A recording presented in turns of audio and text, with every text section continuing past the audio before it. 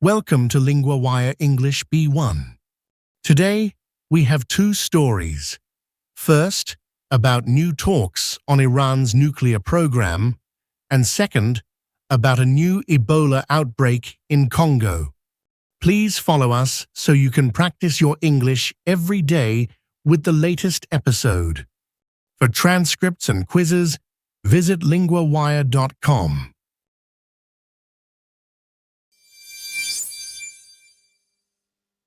I'm here with Adam, LinguaWire's world news correspondent.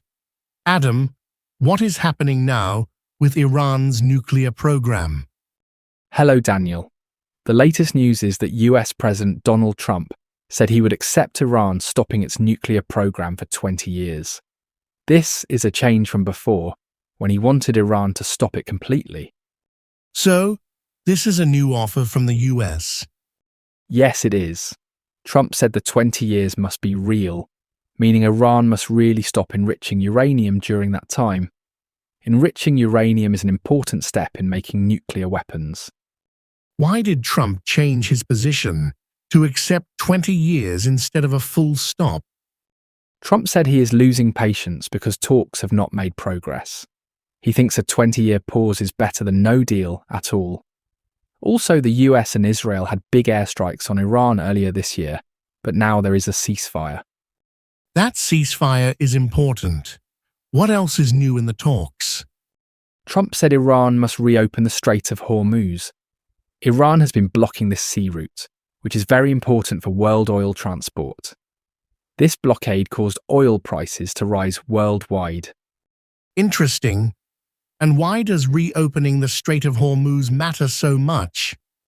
Because a lot of the world's oil passes through there.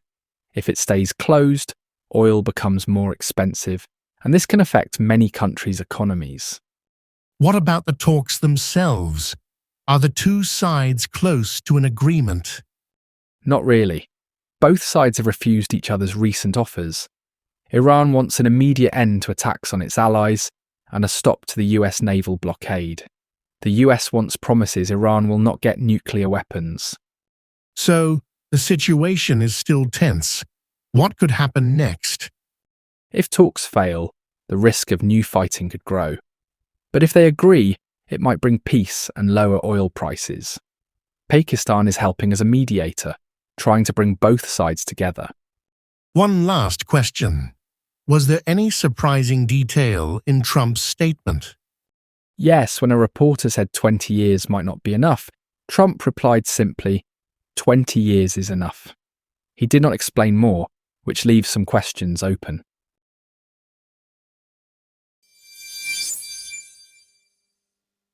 Now I'm joined by Sarah, LinguaWire's health correspondent. Sarah, what is the latest news about Ebola in Congo? Hello, Daniel. The Africa Centers for the Disease Control has announced a new Ebola outbreak in Eastern Democratic Republic of Congo in the Ituri province.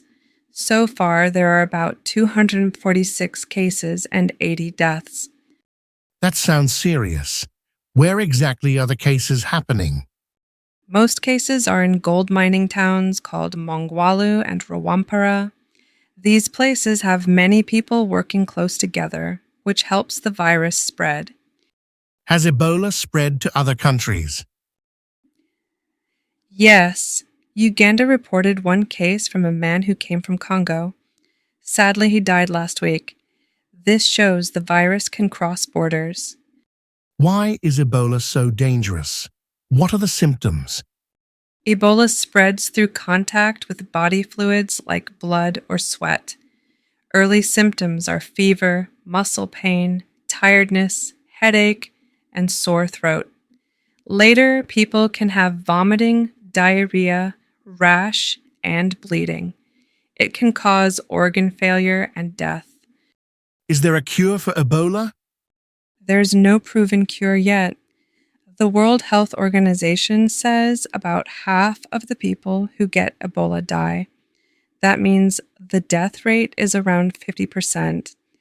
What is being done to control the outbreak? Tests are happening to find the exact virus type. Health workers are trying to isolate patients and find people they have been in contact with. The government and Africa CDC are working together to stop the spread.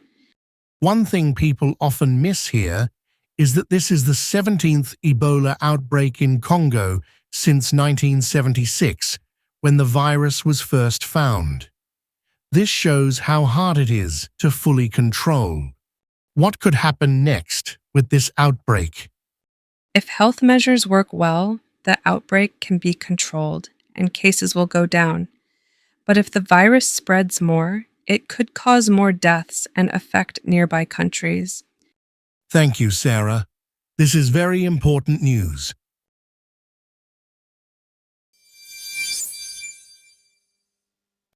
Let's review some useful words from the first story about Iran's nuclear talks. The theme is nuclear program. First word, enriching. This means to increase the amount of a substance, in this case, uranium, to make it stronger or more useful. In the story, it means making uranium ready for nuclear weapons. For example, farmers are enriching the soil with compost. Second word, suspension. This means a temporary stop or pause. Trump said Iran could have a 20-year suspension of its nuclear program, meaning Iran stops it for 20 years, but not forever. For example, the school gave him a suspension for bad behavior. Third word, blockade. This means stopping people or goods from entering or leaving a place. Iran blocked the Strait of Hormuz, stopping ships from passing. For example, the city was under a blockade during the war. Now, for the second part of our recap, let's look at an important verb from the episode, to declare.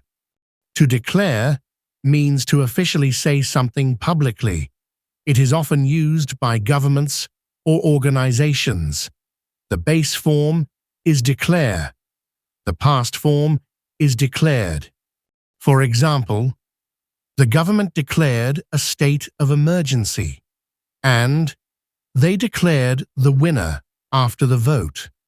In our story, the Africa Centers for Disease Control declared the Ebola outbreak, meaning they officially announced it. That's all for today's language recap.